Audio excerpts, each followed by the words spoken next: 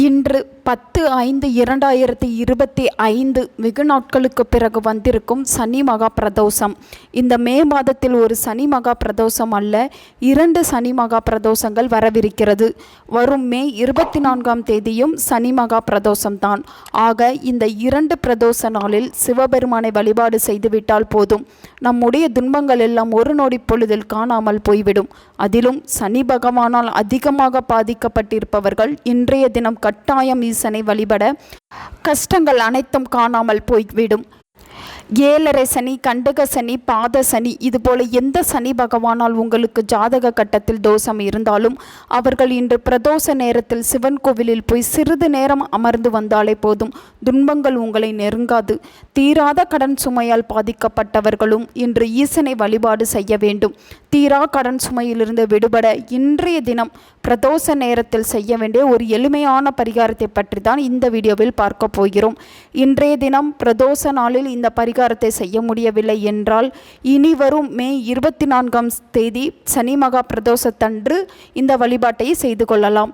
இன்று சனி மகா பிரதோஷம். இன்று மாலை பிரதோஷ நேரத்தில் இந்த பரிகாரத்தை செய்ய வேண்டும். இந்த பரிகாரத்திற்கு 9 மிளகு தேவை.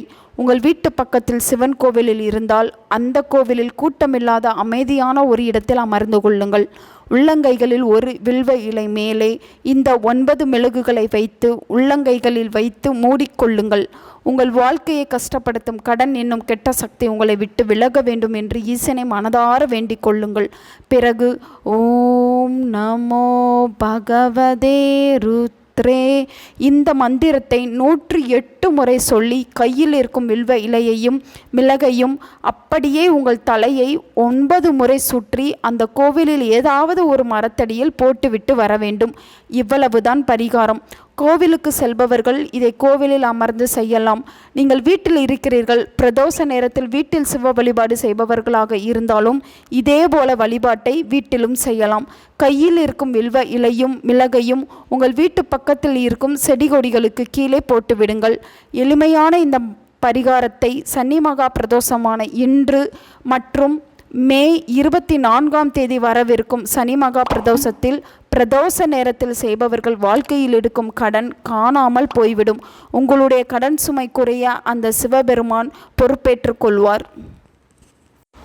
உங்கள் நண்பர்களுக்கும் உங்கள் உறவினர்களுக்கும் இந்த வீடியோவை ஷேர் பண்ணுங்க. அவங்களும் இதை பற்றி தெரிஞ்சுக்கிடட்டும். ஆன்மீகம் டிவி தமிழ் சேனலை சப்ஸ்கிரைப் பண்ணுங்க.